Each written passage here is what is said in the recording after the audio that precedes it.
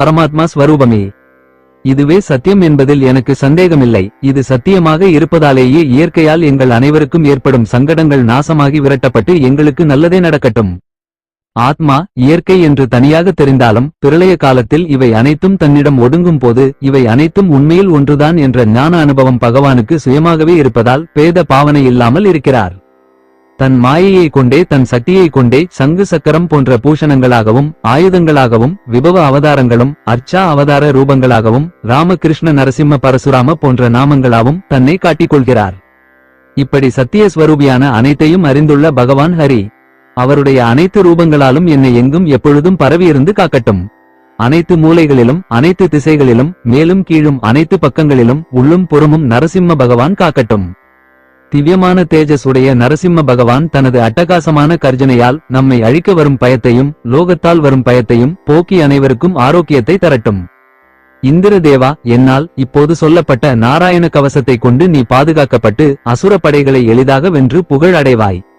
இந்த நாராயண கவசத்தை எப்பொழுதும் மனதில் தியானிக்கும் பாகவத உத்தமன் யார் யாரையெல்லாம் கண்ணால் பார்க்கிறானோ காலால் தொடுகிறானோ அப்படி தொடப்பட்டவன் பார்க்கப்பட்டவன் கூட அனைத்து பாவங்களிலிருந்தும் சத்தியமாக உடனே விடுபட்டு விடுகிறான்.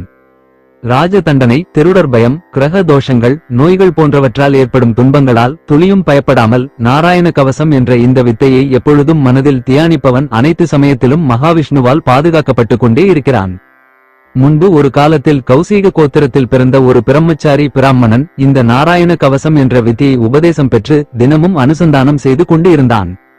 தீரனான இந்த பிராமணன் தன் யோக பலத்தால் தன் சரீரத்தை ஒரு பாலைவனத்தில் துறந்து புண்ணிய லோகங்களுக்கு சென்று விட்டான். தேவர்களில் கந்தர்வர்கள் என்று பிரிவு உண்டு. கந்தர்வர்களின் தலைவன் சித்ரரதன். அவன் ஒரு சமயம் ஆகாய விமானத்தில் உயரே பறந்து சென்று கொண்டிருந்தான். எந்த இடத்தில் இந்த பிராமணனின் சரீரம் கிடந்ததோ இந்த மறுபூமி வழியாக தேவஸ்திரீகள் சூழ ஆகாய விமானத்தில் சித்ரரதன் சென்று கொண்டிருந்தான். உடனே தலைகீழாக விமானத்தோடு ஆகாயத்திலிருந்து தலைகுப்புற விழுந்தான். கந்தர்வன் வாலகிலிய ரிஷியின் மூலம் இந்த எலும்பு யாருடையது, என்ன ஜபம் செய்து கொண்டிருந்தான் என்று அறிந்து அந்த கௌசீக பிராமணனுடைய எலும்பை எடுத்து வியந்தான்.